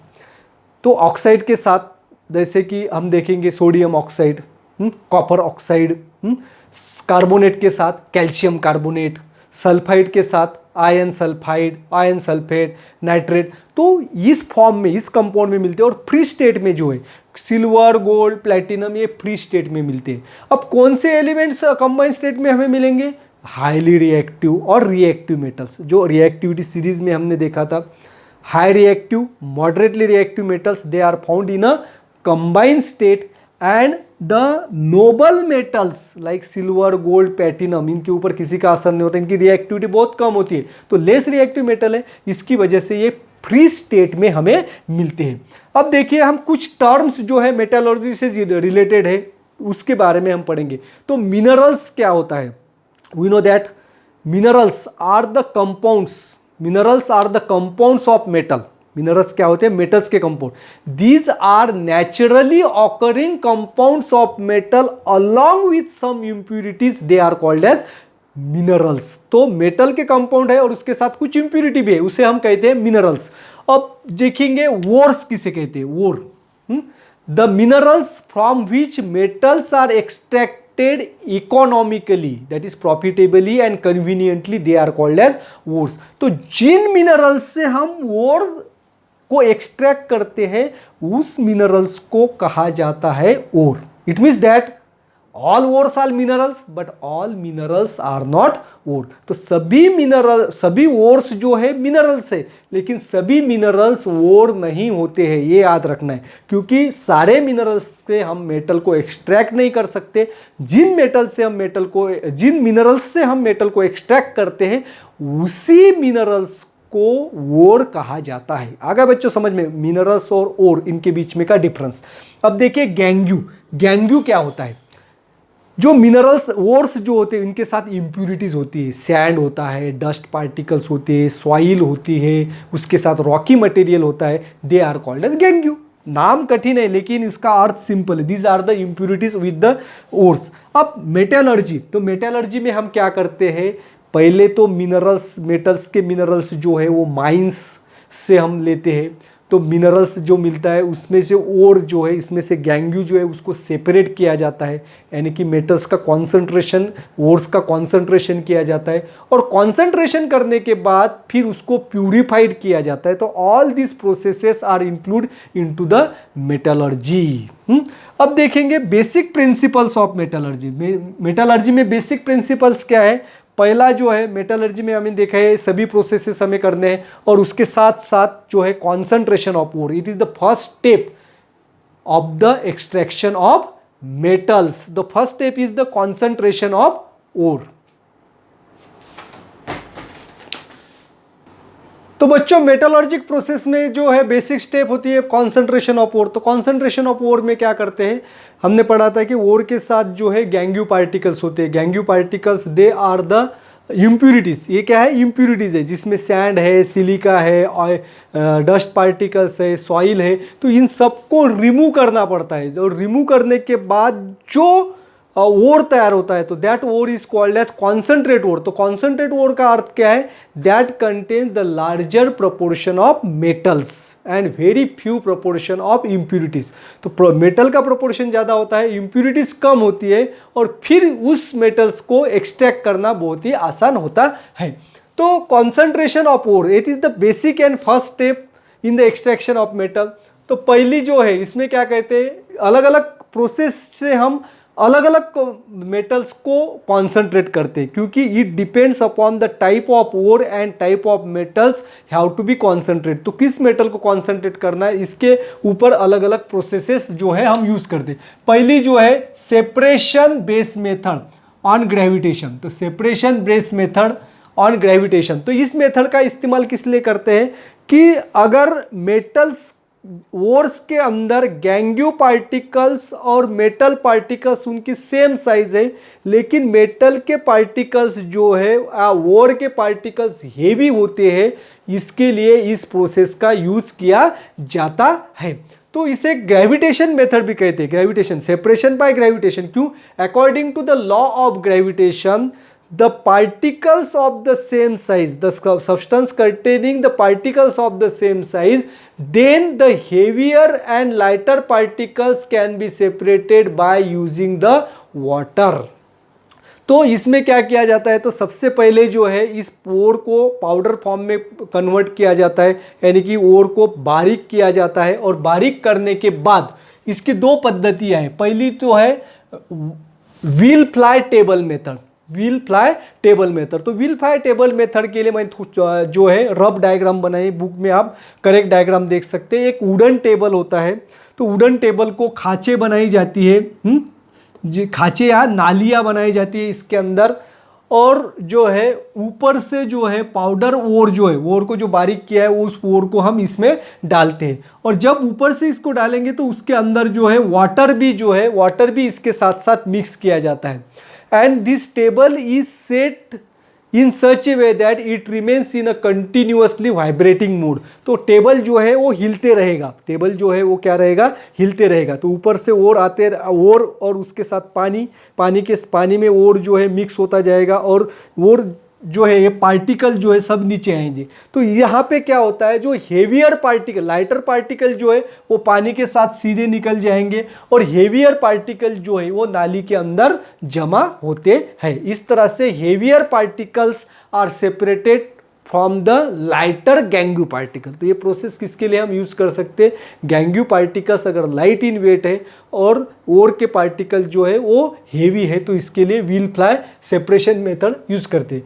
तो दूसरा है मैग्नेटिक सेपरेशन हाइड्रोलिक सेपरेशन। ये क्या है, हाइड्रोलिक सेपरेशन। तो हाइड्रोलिक सेपरेशन मेथड जो है इसको मैं आपको यहाँ पे बताता हूँ। तो हाइड्रोलिक सेपरेशन मेथड, इसमें जो है इस तरह का एक बड़ा वेसल्स होता है, और इस वेसल के अंदर क्या होता है, पानी होता है, और it is similar to that of the mill, grinding mill जो होता है, जिसके अंदर हम हमारा पीसते हैं गेहूँ या इसको पीसते हैं। तो ये वेसल कैसे होता है, इट इज़ टैपरिंग, ऊपर से बड़ा होता है और नीचे टैपरिंग होते जाता है। तो इस तरह से ये वेसल्स है, और ये जो वेसल है इस वेसल को बड़े वेसल के अंदर डालते हैं, जिसके अंदर जो है पानी होता है भरा हुआ, इसको आउटलेट होता है वाटर के लिए, it is outlet for water, ये वाटर के लिए आउटलेट है, और इनलेट जो होता है यहाँ पे होता है, this is inlet for the water. तो यहाँ से वाटर जो है फोर्सफुली अंदर आएगा। अब होता क्या है बच्चों, जब हम पाउडर ओर को बारीक किया हुआ ओर जो है यहाँ से डालेंगे, यहाँ से क्या डालना है हमें, ओर डालना है। ओर डालते ही एक पानी के अंदर आएगा, पानी के अंदर आता है तो यहाँ पे पानी फोर्स से जाता है, तो उस ओर के अंदर जो लाइटर पार्टिकल है वो इजीली सेपरेट हो जाएंगे और लाइटर पार्टिकल जो है इस आउटलेट से बाहर निकलेंगे पानी के साथ, और हेवी पार्टिकल जो है यहाँ पे जमा होते हैं और नीचे यहाँ पे हेवी पार्टिकल जो है यहाँ पे कलेक्ट होते हैं। तो इस तरह से heavy particles are separated by using this both Wilfley and hydraulic separation method. और थर्ड जो मेथड है वो है मैग्नेटिक सेपरेशन मेथड। तो मैग्नेटिक सेपरेशन मेथड के लिए मैं आपको रफ डायग्राम जो है वो बना के दिखाता हूँ। It is used on the electromagnetic machine. इसको इलेक्ट्रोमैग्नेटिक मशीन की ज़रूरत होती है। तो इस मशीन में दो व्हील्स होते हैं, इस तरह से दो व्हील्स होते हैं और इस व्हील्स के ऊपर एक बेल्ट होता है। ये बेल्ट जो है नॉन मैग्नेटिक बेल्ट होता है। नॉन मैग्नेटिक बेल्ट या रबर से बना हुआ होता है या ब्रास से बना हुआ होता है। और ये जो दो व्हील होते हैं, इस व्हील के अंदर एक व्हील जो है ये मैग्नेटिक होता है। रफ डायग्राम में बुक में आप देख सकते हैं, आपको समझाने के लिए बना है। ये जो है ये मैग्नेटिक व्हील और ये व्हील जो है ये नॉन मैग्नेटिक और नॉन मैग्नेटिक व्हील होता है। और ये बेल्ट जो है इसके साथ चिपका हुआ होता है। मैंने थोड़ा सा ऊपर निकाला है। और यहाँ से जो है हम क्या करते हैं, पाउडर और इसके अंदर डालते हैं। अब इस मेथड का इस्तेमाल, नाम क्या है, मैग्नेटिक सेपरेशन मेथड। क्या नाम है बच्चों, मैग्नेटिक सेपरेशन मेथड। तो मैग्नेटिक ओर जो है, यानी ओर के अंदर मैग्नेटिक सब्सटेंसेस अगर है तो इन्हें सेपरेट करने के लिए इस मेथड का इस्तेमाल करते हैं। अब ओर को पहले पाउडर फॉर्म में किया जाता है और पाउडर फॉर्म में करने के बाद इसमें हम ओर डालेंगे। तो जैसे ही व्हील घूमेंगे तो उसके साथ साथ ये ओर भी घूमेगा। अब इस ओर के अंदर जो है मैग्नेटिक सब्सटेंसेस भी है और नॉन मैग्नेटिक सब्सटेंसेस भी है। रेड कलर से मैं यहाँ पे मैग्नेटिक को बताता हूँ और ब्लू कलर से नॉन मैग्नेटिक। अब जो है जब बेल्ट घूमेगा, जब यहाँ पे ओर आएगा तो ये मैग्नेटिक बेल्ट है। तो मैग्नेटिक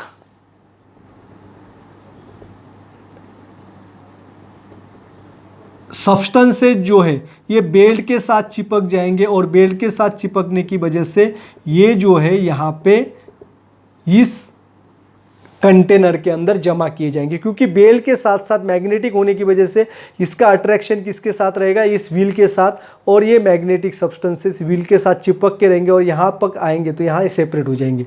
और जो नॉन मैग्नेटिक है इसको तो किसी व्हील के साथ कोई अफिनिटी नहीं है, इसके साथ चिपकाव नहीं होगा, तो ये थोड़े से दूर फेंके जाएंगे और इस कंटेनर के अंदर ये सभी जमा होते हैं। तो इस तरह से ये जो है मैग्नेटिक सेपरेशन मेथड जो है यूज किया जाता है to separate the magnetic gangue material from the ore. It is specially use for the ore of cassiterite. तो कैसीटेराइट जो है ये टीन का ओर है। किसका ओर है, टीन का ओर है। और इसके अंदर जो होते हैं टीन ऑक्साइड, ये मेन ओर है। और इंप्यूरिटी होती है आयन टंगस्टेट। तो आयन टंगस्टेट जो है ये मैग्नेटिक होने की वजह से इजीली सेपरेट होता है। और जो है टीन ऑक्साइड, फिर इससे हम टीन मेटल को एक्सट्रैक्ट कर सकते हैं। अब देखिए नेक्स्ट प्रोसेस है fourth flotation method. Fourth flotation, fourth यानी कि झाग, फेस जिसे कहते हैं। अब फोर्थ फ्लोटेशन मेथड जो है ये बेस होते हैं, it is based on the property of particles that is hydrophilic and hydrophobic. Hydrophilic और हाइड्रोफोबिक प्रॉपर्टी जो इसके ऊपर ये बेस्ड है फोर्थ फ्लोटेशन मेथड। इसमें क्या होता है, पार्टिकल दो प्रकार के होते हैं। अगर ओर के अंदर दो प्रकार के पार्टिकल है, हाइड्रोफिलिक और हाइड्रोफोबिक। हाइड्रोफिलिक इसका अर्थ है वाटर लवर्स, इसका अट्रैक्शन वाटर के साथ होता है। And hydrophobic that are the water haters, water से साथ उसकी अफिनिटी नहीं होती। जैसे देखिए कैलोकेसिया ल्यूज जो होता है, इसके ऊपर पानी अगर गिरता है तो उसके साथ चिपकता नहीं है। हमारे जो है लोटस के जो ल्यूज है उसके साथ पानी नहीं चिपकता है। तो इसका अर्थ क्या है, वो हाइड्रोफोबिक है। तो हाइड्रोफिलिक जो है, गैंगो पार्टिकल जो है हाइड्रोफिलिक होते हैं जिसकी वजह से वाटर के अंदर मिक्स होते हैं। और हाइड्रोफोबिक जो है मेटल सल्फाइड, यानी कि सल्फाइड और जो है मेटल के, वो हाइड्रोफोबिक होते हैं, वो ऑयल के साथ मिक्स होते हैं। They are wetted with oil and gangue particle which is hydrophilic, ये वाटर के साथ मिक्स हो जाएगा। तो अब देखिए यहाँ पे एक डायग्राम, ये जो इसमें एक बड़ा टैंक होता है और बड़े टैंक के अंदर पानी डाला हुआ होता है और इसमें एक एजिटेटर होता है। एजिटेटर जो है वो क्या करता है, फेस तैयार करने का काम करता है, यानी कि झाग तैयार करने का काम करता है। इसको कहते हैं एजिटेटर। बुक में आप डायग्राम देख सकते हैं जिसके आपको ये कंफर्म हो जाएगा।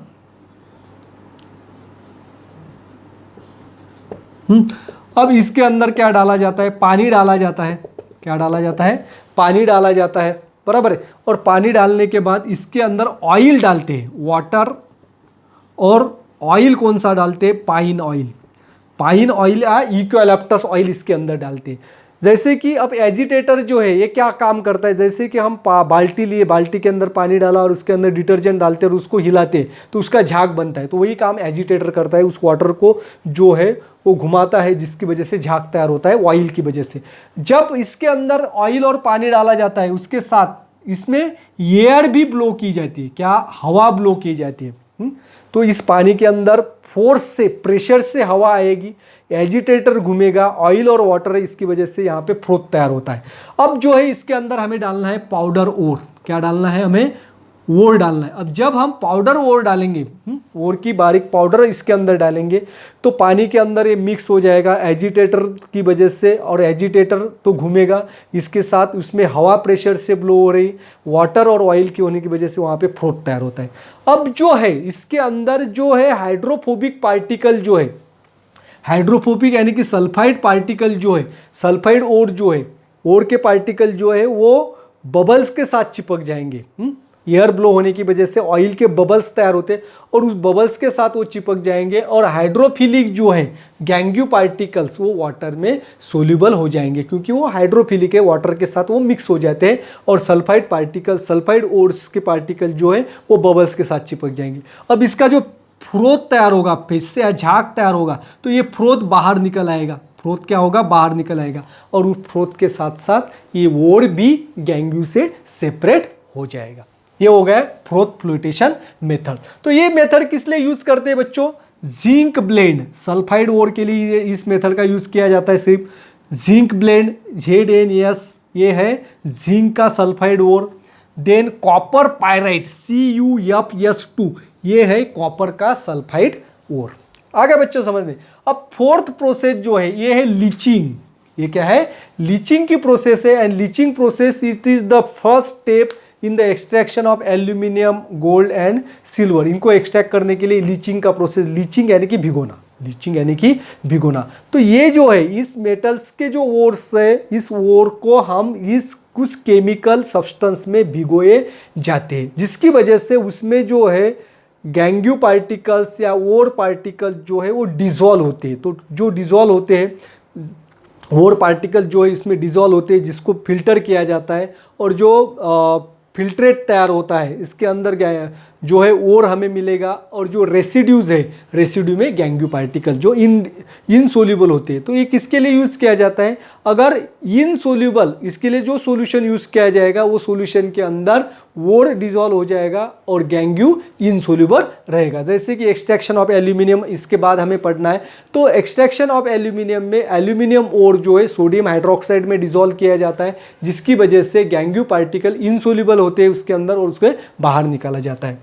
अब देखेंगे, अब देखिए नेक्स्ट जो है टॉपिक था हमारा मेटलर्जी। इसमें extraction of metals, of reactive metals के बारे में पढ़ा है। अब हम पढ़ेंगे extraction of metals of moderately reactive. Reactive metals के बारे में थोड़ा बाद में पढ़ेंगे क्योंकि इसके लिए मुझे डायग्राम वगैरह बनाने हैं। तो पहले हम पढ़ेंगे मॉडरेटली रिएक्टिव मेटल।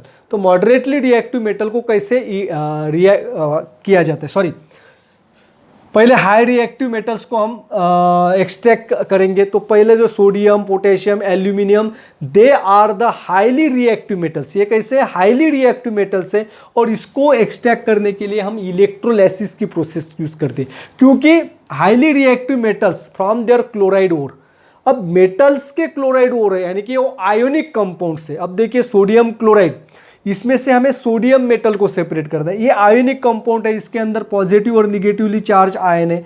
अब जब हम इसको इलेक्ट्रोलाइटिक एपरेटस में डालेंगे तो एक्वस सॉल्यूशन के अंदर सोडियम और क्लोरीन आयन जो है सेपरेट होते हैं, और सोडियम और क्लोरीन आयन सेपरेट होने की वजह से सोडियम पॉजिटिवली चार्ज आयन है, इसकी वजह से ये कैथोड की तरफ भागेंगे, कैथोड की तरफ उसका अट्रैक्शन होता है, क्योंकि कैथोड के ऊपर कौन सा चार्ज होता है, निगेटिव चार्ज होता है, और पॉजिटिव चार्ज वहाँ पे अट्रैक्ट होते हैं। And this sodium ion can gains the electron, it gains the electron and by gaining the electron it form the sodium metal। तो कैथोड पे सोडियम मेटल्स तैयार होते हैं and this is the reduction reaction, क्योंकि gaining of electron हो रहा है। अब एनोड के ऊपर पॉजिटिव चार्ज होता है, इसकी वजह से क्लोराइड जो है, कैटायंस जो है वो एनोड की तरफ भागेंगे, और एनोड की तरफ जब वो भागते हैं बीइंग निगेटिवली चार्ज, उसको अगर जो है नॉन मेटेलिक फॉर्म में आना है, सॉलिड गैसियस फॉर्म में आना है, तो उसे क्या करना पड़ेगा, इलेक्ट्रॉन्स जो है उसे लूज करना पड़ेगा। Therefore it loses the 2 electrons. तो क्लोरीन जो है इलेक्ट्रॉन लूज करता है, loss of electron is called as oxidation. तो मेटल्स का रिडक्शन होता है, the metals are reduce at the anode, metal ions are reduce at the anode to form the metals, and non metals ions are reduce oxidise at the anode to forms the chlorine gas. तो इस तरह से chlorine और sodium, तो sodium metal से यहाँ पे मिलता है। इसी तरह से हम मैग्नीशियम क्लोराइड से मैग्नीशियम को सेपरेट कर सकते हैं, एल्यूमिनियम क्लोराइड से एल्यूमिनियम इसे सेपरेट कर सकते हैं। अब एक्सट्रैक्शन ऑफ एल्यूमिनियम को थोड़ा बाद में पढ़ेंगे, इसके लिए डायग्राम बनाने की जरूरत है, तो उसके पहले हम पढ़ते हैं the extraction of metals of less reactive. तो लेस रिएक्टिव मेटल्स जो है, अब बच्चों देखिए आयरन, जिंक, लीड, कॉपर, ये जो है ये लेस रिएक्टिव मेटल्स है। They are obtains in the form of sulphides and carbonates. कौन से फॉर्म में मिलते हैं, सल्फाइड या कार्बोनेट। तो it is very easy to obtain the metals or extract the metals from oxide. जो मेटल को एक्सट्रैक्ट करना बहुत आसान होता है, ना कि सल्फाइड और कार्बोनेट। तो इसीलिए क्या करते हैं, सल्फाइड और कार्बोनेट ओर जो है इसका कन्वर्शन पहले ऑक्साइड ओर में किया जाता है, और फिर ऑक्साइड ओर जो है इसका रिडक्शन करके मेटल्स जो है इसे एक्सट्रैक्ट किया जाता है। तो जो है जो हाईली रिएक्टिव मेटल्स है, जैसे कि जिंक है, मॉडरेटली रिएक्टिव मेटल जो, इनके लिए ये इस मेथड का यूज़ करते हैं, क्योंकि जिंक जो है, जिंक, कॉपर, लीड, ये जो है ऑक्साइड और कार्बोनेट फॉर्म में मिलता है। अब जिंक का एग्जांपल देखेंगे, जिंक सल्फाइड को जो है सफिशिएंट एयर में हीट किया जाता है, उसको एयर जो है ज़्यादा दी जाती है, ऑक्सीजन का सप्लाई ज़्यादा दिया जाता है, तब जाके जिंक सल्फाइड का कन्वर्शन होता है जिंक ऑक्साइड में, and this process is called as roasting. अब जो है कार्बोनेट ओर है, जिंक कार्बोनेट जो है, इनको अगर हम इनसफिशिएंट एयर में बर्न करेंगे तो इसका डिकम्पोजिशन होगा और जिंक ऑक्साइड ओर यहाँ पे तैयार होता है, and this process is called as calcination. तो रोस्टिंग और कैल्सिनेशन में क्या फर्क है, रोस्टिंग में सल्फाइड ओर जो है इसको सफिशिएंट एयर में बर्न किया जाता है ताकि ऑक्साइड ओर मिले, और कैल्सिनेशन जो है it is the process in which the carbonate ores are heated in presence of insufficient air to form the oxide ore, that is called as calcination। आ गया बच्चों समझ में। अब देखिए, अब ऑक्साइड ओर तो हमें मिल गया सल्फाइड ओर और कार्बोनेट ओर से। सल्फाइड ओर से रोस्टिंग प्रोसेस से हमें ऑक्साइड ओर मिला, और कार्बोनेट जिंक कार्बोनेट से हमें ऑक्साइड ओर मिला। तो ये जो जिंक ऑक्साइड है, अब इसको क्या किया जाता है, the zinc oxide is treated with carbon to obtain the zinc. तो यहां पे जिंक मेटल हमें मिलता है, तो zinc is reduce to form the zinc, and here carbon is oxidise to form the carbon monoxide. तो यहां पे बच्चों याद है आपको कौन सी रिएक्शन होती है, redox reaction, because oxidation and reduction occur simultaneously in this reaction, therefore this is the redox reaction. तो यहां पे जिंक ऑक्साइड दे रिड्यूस होता है because it loses the oxygen, and carbon is used as a reducing agent. तो carbon यहाँ पे क्या करता है, रिड्यूसिंग एजेंट का काम करता है। हम सोडियम, पोटेशियम, एल्यूमिनियम का भी रिड्यूसिंग एजेंट के तौर पे इस्तेमाल कर सकते, because they are highly reactive. ये क्या होते हैं, हाईली रिएक्टिव, इनकी रिएक्टिविटी ज्यादा होती है, इसकी वजह से ये ऑक्सीजन को क्या करते हैं, कंपाउंड से जल्दी रिमूव करते हैं, और ऑक्सीजन रिमूव होने की वजह से they act as a reducing agent. अब नेक्स्ट रिएक्शन देखिए मैंगनीज ऑक्साइड। अब मैंगनीज ऑक्साइड जो है इसको रिड्यूस करता है एल्यूमिनियम, इसकी रिएक्टिविटी ज़्यादा है जिसकी वजह से हमें मेटल मैंगनीज मिलता है। इसके साथ हमें एल्यूमिनियम ऑक्साइड और हीट एनर्जी भी प्रोड्यूस होती है। बच्चों ये जो रिएक्शन है इसमें हीट एनर्जी बहुत ज़्यादा तैयार होती है और इतनी हीट एनर्जी तैयार होती है कि जिसकी वजह से जो मेटल तैयार होता है मोल्टन फॉर्म में तैयार होता है। कौन से फॉर्म में तैयार होता है? मोल्टन फॉर्म में तैयार होता है। अब नेक्स्ट रिएक्शन देखिए, ये इंपॉर्टेंट रिएक्शन है, बहुत बार जो है इसके ऊपर एमसीक्यू आते हैं। ये भी रिडक्शन रिएक्शन है। यहाँ पे आयन ऑक्साइड को रिड्यूस करता है एल्यूमिनियम और हमें मेटल मिलता है मोल्टन स्टेट में आयन। तो this reaction is called as thermite reaction. इसे क्या कहते हैं? थर्मिट रिएक्शन कहते हैं। और दिस थर्मिट रिएक्शन में क्या होता है? आयन ऑक्साइड को मेल्ट किया जाता है और जो यहाँ पे आयन हमें मिल रहा है ये मोल्टन स्टेट में मिल रहा है। मोल्टन स्टेट में जो रेल्स होते हैं हमारे, रेल में अगर गैप आती है तो उसको वेल्डिंग कैसे करते हैं? तो उसको वेल्डिंग करने के लिए वेल्डिंग मशीन थोड़ी लेके जाएंगे वहाँ पे, हर जगह पे वेल्डिंग मशीन को कैरी करना बहुत मुश्किल होता है। तो वहाँ पे इस थर्मिट रिएक्शन का इस्तेमाल करता है कि जिसमें हमें मोल्टन आयन मिलता है और मोल्टन आयन को कास्ट में डाल के फिर वो वेल्डिंग जो है वहाँ पे रिपेयर की जाती है। बुक्स में डायग्राम है, वो डायग्राम को आप अच्छी तरह से देख लीजिए तो इस तरह से आपको थर्मिट वेल्डिंग जो है ये आपको अच्छी तरह से समझ में आएगी। अब देखिए नेक्स्ट पॉइंट जो है हमारा, the extraction of metals of less reactivity. तो लेस रिएक्टिव मेटल जो है इसमें जो है सिल्वर, जो gold, platinum, they are the native elements, they are obtain in the free forms. ये कहाँ पे मिलते हैं? हमें फ्री फॉर्म में मिलते हैं और फ्री फॉर्म में मिलने की वजह से उनका एक्सट्रैक्शन करना बहुत ही आसान होता है। लेकिन कॉपर जो है, कॉपर सल्फाइड फॉर्म में हमें मिलता है। तो कॉपर का पहले ऑक्सीडेशन किया जाता है। The copper is oxidise to form the copper oxide and this copper oxide और जो है इसको कॉपर सल्फाइड के साथ ट्रीट किया जाता है, हीट किया जाता है और हीट करने की वजह से कॉपर ऑक्साइड, और इस कॉपर ऑक्साइड से हमें मिलता है कॉपर मोल्टन स्टेट में। आ गया समझ में? द कॉपर सल्फाइड ओर से, कॉपर सल्फाइड ओर से हम कॉपर को कैसे एक्सट्रैक्ट करते हैं? इसका पहले ऑक्सीडेशन किया जाता है और ऑक्सीडेशन करने के बाद फिर उसी ओर के साथ उसकी रिएक्शन किए जाते हैं copper sulphide, then we will get the copper. आ गया बच्चों समझ में? अब हमें पढ़ना है एक्सट्रैक्शन ऑफ एल्यूमिनियम। तो एल्यूमिनियम का एक्सट्रैक्शन पढ़ना है, इसको थोड़ा सा रफ करता हूं मैं। एक्सट्रैक्शन ऑफ एल्यूमिनियम, तो एल्यूमिनियम जो है कौन से रिएक्टिविटी सीरीज में आता है? It is comes in the reactivity highly reactive metals. तो ये हाई रिएक्टिव मेटल है, सोडियम से, सोडियम, पोटेशियम, मैग्नीशियम से इसकी रिएक्टिविटी थोड़ी कम है। तो they are, aluminium is most abundantly found elements in the earth crust. The third most abundant element, oxygen और सिलिकॉन जो है ये सबसे ज़्यादा मिलते हैं और उसके साथ तीसरे नंबर पे एल्यूमिनियम सबसे ज़्यादा अर्थ क्रस्ट में मिलता है और they are obtain in the form of their oxide ore and the name of oxide ore is bauxite. Bauxite जो है ये एल्यूमिनियम का ओर है जिसका फॉर्मूला है Al2O3.NH2। N is the, therefore water molecules इसके अंदर होते हैं, therefore the bauxite ore is the hydrated ore. ये क्या है? हाइड्रेटेड ओर है। तो हम एक्सट्रैक्शन कैसे करते हैं इसके बारे में पढ़ेंगे। अब ये जो बॉक्साइट ओर हमें मिलता है अर्थ क्रस्ट में से, तो this ore contains 30 to 70% of alumina.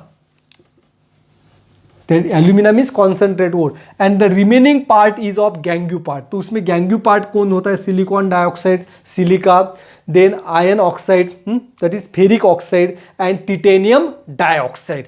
ये जो है ये गैंग्यू पार्ट है। अब पहला हमें क्या करना है? कॉन्सेंट्रेशन ऑफ ऑक्साइड ओर। तो इसमें से ये गैंग्यू पार्ट जो इसे रिमूव करना है, तो इसके लिए दो प्रोसेसेस है, एक तो है बेयर प्रोसेस और दूसरी है हॉल्स प्रोसेस। दोनों प्रोसेस सेम है। दोनों प्रोसेस में क्या किया जाता है? इसका हाइड्रोक्साइड्स पहले तैयार किया जाता है और हाइड्रोक्साइड जब तैयार होता है तो इसका कैल्सिनेशन करते हैं। कैल्सिनेशन करते हैं अभी हमने पढ़ा है। तो इसको बहुत ज़्यादा टेम्परेचर पे हीट किया जाता है। तो हीट करने की वजह से वोलेटाइल सब्सटेंस मिलता है जिसका फिर से ऑक्सीडेशन होता है और फिर जो है वो कॉन्सेंट्रेट होता है। डिटेल में हम पढ़ेंगे बेयर प्रोसेस। तो बेयर प्रोसेस जो है, ये दोनों प्रोसेस जो है लीचिंग है, कॉन्सेंट्रेशन ओर के लीचिंग यानी कि इस ओर को भिगोया जाता है। तो बेयर प्रोसेस में सोडियम हाइड्रोक्साइड का इस्तेमाल किया जाता है और जो है हॉल्स प्रोसेस में सोडियम कार्बोनेट का इस्तेमाल किया जाता है। यही डिफरेंस है बेयर प्रोसेस और हॉल्स प्रोसेस में। अब बेयर प्रोसेस में फर्स्ट स्टेप क्या है? अब देखिए ये जो ओर है, इस ओर के अंदर क्या है, एल्यूमिनियम ऑक्साइड तो है, इसके साथ साथ ये मटेरियल भी है जो रिएक्शन के अंदर नहीं दिखाई गई, सिलिकॉन डाइऑक्साइड भी है, फेरस ऑक्साइड भी है। अब जब इस ओर को हम सोडियम हाइड्रोक्साइड में भिगोएंगे तो it can be soaked at the temperature of 140 to 150 degree Celsius for 2 to 8 hour, 2 से 8 घंटे तक उसे भिगोया जाता है, टेम्परेचर वहाँ पे मेंटेन किया जाता है, जिसकी वजह से हमें मिलता है सोडियम एल्यूमिनेट, NaAlO2 यानी कि सोडियम एल्यूमिनेट मिलता है।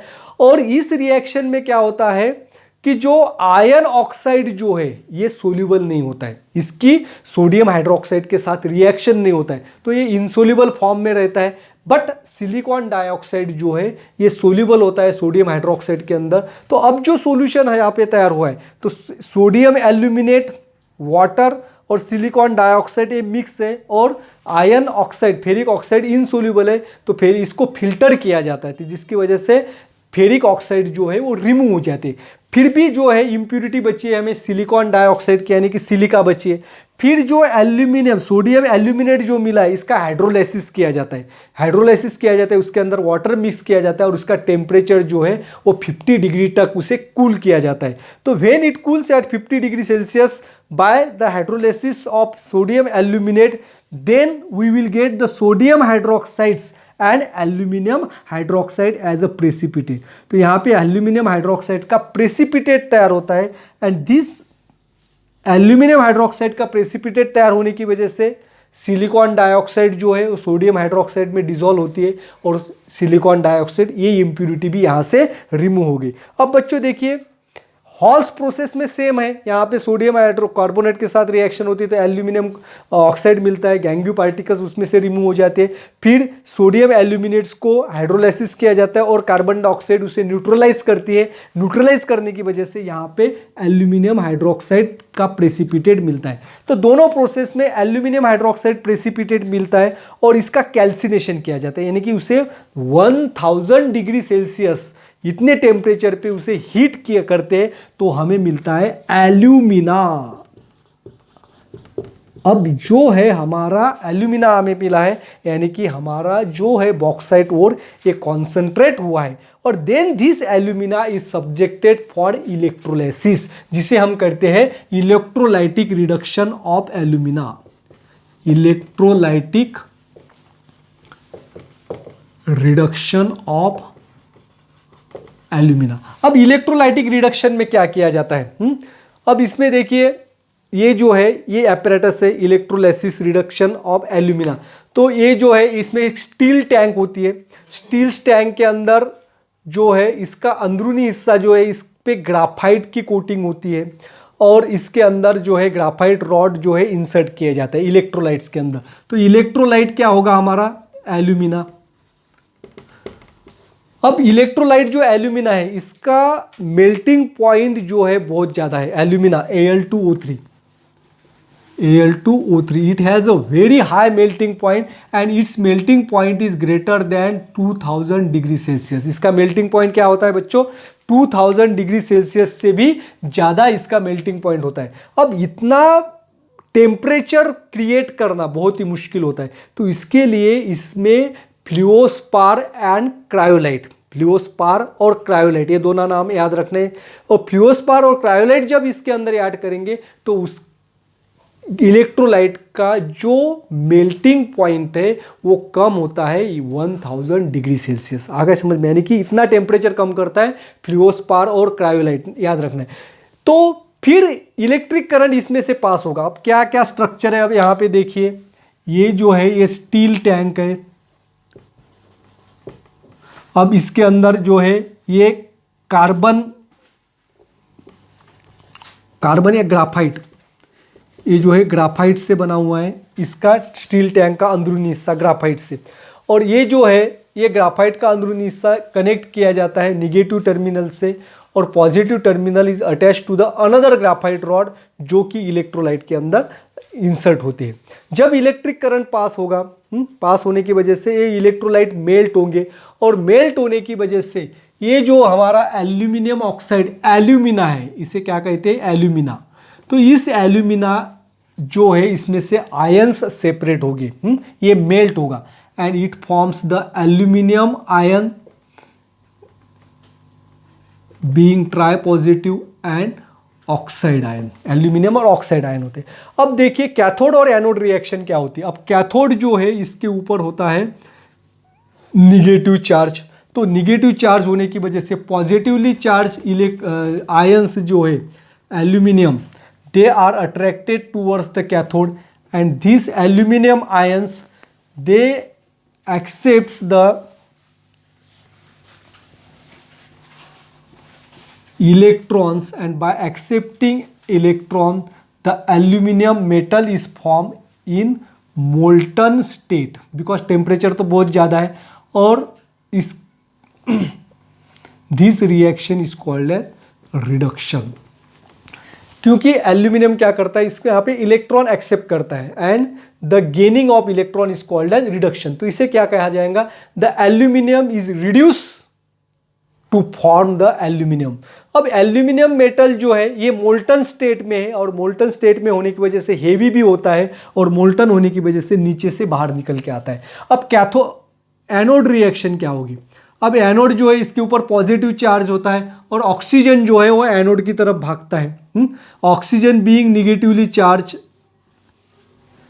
It forms the oxygen gas bye gaining the 4 electrons. तो यहां पे क्या होता है, इलेक्ट्रॉन गेन होता है। यहां पे इलेक्ट्रॉन्स जो है रिडक्शन और यहां पे इलेक्ट्रॉन गेन हुआ है, gain of electrons is called as oxidation. अब यहां पे देखिए थोड़ा सा कंफ्यूजन हुआ है, ऑक्सीडेशन और यहां पे रिडक्शन होता है। अब जो है ऑक्सीजन आयंस जो है, ऑक्सीजन आयंस कैसे तैयार होता है, इलेक्ट्रॉन लेने की वजह से। तो ये इलेक्ट्रॉन क्या करता है, देता है। तो lose of electron is oxidation and gain of electron is reduction. अब जो ऑक्सीजन गैस तैयार हो रहा है, अब कहां पे तैयार हो रहा है, ऑक्सीजन गैस यहां पे एनोड के ऊपर तैयार हो रहा है। अब एनोड के ऊपर ऑक्सीजन गैस तैयार हो रहा है, एनोड बने हैं ग्राफाइट से यानी कि कार्बन के साथ बने हुए हैं। अब टेम्परेचर कितना है, 1000 डिग्री सेल्सियस। अब 1000 डिग्री सेल्सियस पे क्या होगा, ये कार्बन जो है इसके साथ जो ऑक्सीजन गैस यहाँ पे तैयार हुई इसकी रिएक्शन होगी और यहाँ पे कार्बन डाइऑक्साइड गैस तैयार होती है। और कार्बन डाइऑक्साइड गैस तैयार होती है, इसका अर्थ क्या है, कार्बन पार्टिकल ऑक्सीजन के साथ रिएक्ट हो रहे और कार्बन पार्टिकल्स इस ग्राफाइट रॉड से धीरे धीरे निकल के जा रहे। इसकी वजह से ये ग्राफाइट रॉड जो है धीरे धीरे डीजेनरेट होता है और after sometimes they are vanishes, पूरे डिसअपियर हो जाते हैं क्योंकि कार्बन ऑक्सीजन के साथ रिएक्ट होगा 1000 डिग्री सेल्सियस डिग्री पे और कार्बन रॉड खत्म हो गए। Therefore in the during the electrolysis or electrolytic reduction of alumina we have to replace the carbon anode time to time. तो हर समय हमें क्या करना पड़ता है, कार्बन एनोड को रिप्लेस करना पड़ता है। तो एक्सट्रैक्शन ऑफ एल्यूमिनियम, तो एल्यूमिनियम जो है इसका हमने मेटल्स का एक्सट्रैक्शन कैसे करते हैं हमने बोला। तो आप सभी जो है मेटलर्जी की प्रोसेस आप सीख गए बच्चों, आप मेटल अब एक्सट्रैक्ट कर सकते हैं। लेकिन जो है मेटल्स जो है वो खराब होते हैं क्योंकि कोरोजन होता है। तो कोरोजन क्या है, it is the reaction of atmospheric factors with the metals that can cause the degradation of metal, that is called as corrosion. तो कोरोजन जो किस कौन कौन से मेटल जो है जिसमें हम आयन जो है, आयन, कॉपर, एल्यूमिनियम इसका सबसे ज़्यादा इस्तेमाल करते हैं और इन्हीं मेटल्स का कोरोजन होता है। आयन गेट रस्टेड, आयन का रस्टिंग होता है, हमने पढ़ा है Fe2O3.H2O, this is formula of rust. तो आयन का ऑक्सीडेशन होता है, एयर ऑक्सीडेशन, हवा में ऑक्सीजन के साथ रिएक्शन होती है और जिसकी वजह से वहाँ पे रस्टिंग होती है और जिसकी वजह से लोहे की चीज़ें जो है खराब होती है। देन प्लेटिनेशन ऑफ कॉपर, कॉपर का प्लेटिनेशन होता है, आयन का रस्टिंग होता है, वैसे कॉपर का क्या होता है, प्लेटिनेशन। The copper reacts with carbon dioxide in the atmosphere to form the copper carbonate. क्या तैयार करता है, copper carbonate, and this copper carbonate is green in colour. ये क्या है, ग्रीन कलर का होता है और कॉपर कार्बोनेट ग्रीन कलर का होता है। अगर कॉपर जो है इसका प्लेटिनेशन होना है यानी कि ग्रीन पैचेस अगर उसके अंदर तैयार हुए, अगर इसके अंदर आप दूध या दही डालते हैं तो इस कॉपर कार्बोनेट की उसके साथ रिएक्शन होता है and this copper carbonate is a poisonous, ये पॉइजनस होता है, इतना डेंजर होता है बच्चों। देन सिल्वर, आप जो है सिल्वर के ऑर्नामेंट्स देखिए, सिल्वर के ऑर्नामेंट्स या सिल्वर की चीज़ें होगी वो कुछ दिनों के बाद काले हो जाते हैं क्योंकि सिल्वर की रिएक्शन होती है, हमारे एयर के अंदर हाइड्रोजन सल्फाइड नाम का गैस होता है जिसकी वजह से तैयार करता है सिल्वर सल्फाइड, तो सिल्वर सल्फाइड की वजह से ब्लैक कलर होता है। तो एल्यूमिनियम जो है, एल्यूमिनियम की चीज़ें कुछ दिनों के बाद डल दिखने लगती है, काली दिखने लगती है, फेंट दिखने लगती है, क्योंकि एल्यूमिनियम का एटमॉस्फेयर के ऑक्सीजन के साथ रिएक्शन होता है, ऑक्सीडेशन होता है, और वो तैयार करता है एल्यूमिनियम ऑक्साइड, और जो होता है ब्लैक कलर का। आ गए। तो ये सभी जो मेटल्स है इनका कोरोजन होता है, और ये सभी मेटल जो है ये रिएक्टिविटी सीरीज में हाई या मिडल में आते हैं।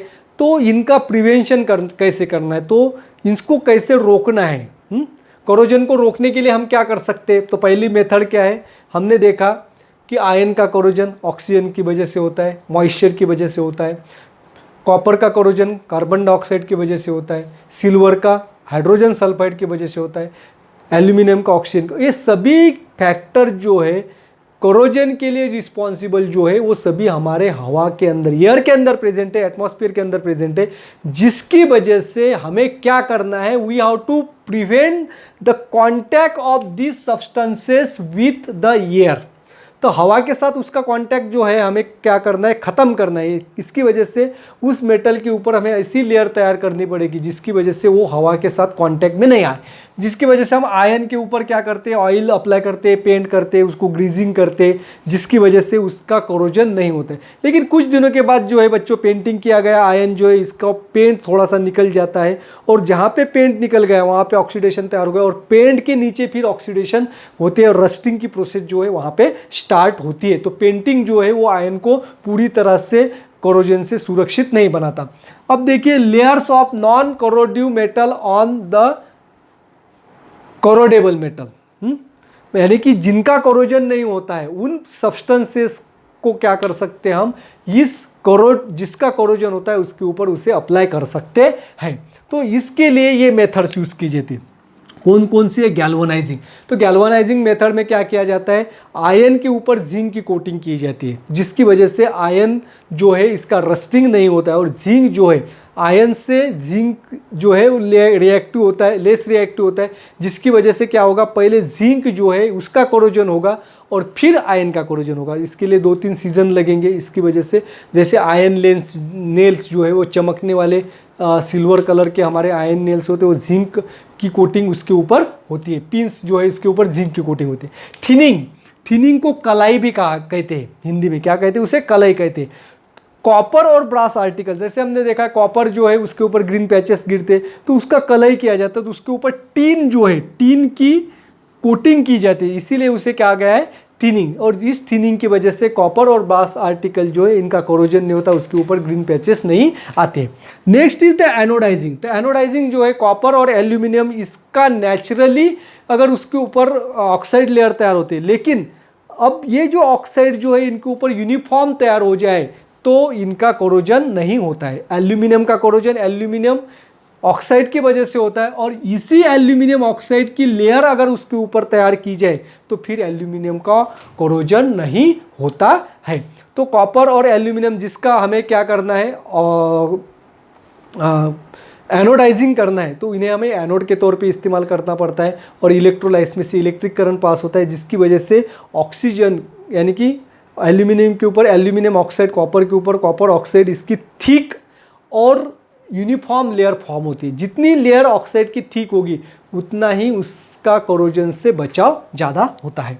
देन नेक्स्ट है इलेक्ट्रोप्लेटिंग। इलेक्ट्रोप्लेटिंग क्या मेथड है, it is the coating of less reactive metal on more reactive metal, यानी कि मोर रिएक्टिव मेटल जो है जिसकी रिएक्टिविटी ज़्यादा है उसका कोरोजन जल्दी होता है, तो उसके ऊपर लेस रिएक्टिव मेटल का कोटिंग करेंगे तो उसका कोरोजन नहीं होता। फॉर एग्जाम्पल इससे समझेंगे आप, सिल्वर कोटेड स्पून, हमारे आयंस के पून है और उसके ऊपर सिल्वर की कोटिंग की, क्योंकि सिल्वर लेस रिएक्टिव है, और वो जो स्पून है दिखने में भी अच्छे दिखेंगे और इनका कोरोजन भी नहीं होगा। Stainless steel. और then gold plated ornament. Gold plated ornament जो होते हैं सिल्वर के ऑर्नामेंट्स होते हैं और उसके ऊपर गोल्ड की परत चलाई जाती है, क्योंकि सिल्वर से गोल्ड जो है लेस रिएक्टिव है, तो गोल्ड जो है इसका कोरोजन नहीं होता, इसकी वजह से सिल्वर आर्टिकल जो है उनका कोरोजन नहीं होगा, वो ब्लैक नहीं होते हैं। देन लास्ट है एलॉइंग। एलॉइंग क्या है प्रोसेस है बच्चों, it is the mixing of 2 or more metals or metal and non-metal when the homogeneous mixture of 2 or more metals metals and non metal is called as alloy. तो alloy जो है इसके example दिखे मैंने, bronze जो है copper के साथ अगर टीन को मिक्स करेंगे 90% कॉपर और 10% जो टीन है, ये मिक्सचर है बच्चों, क्या है mixture, but they requires a right proportion, इसको क्या चाहिए राइट प्रोपोर्शन।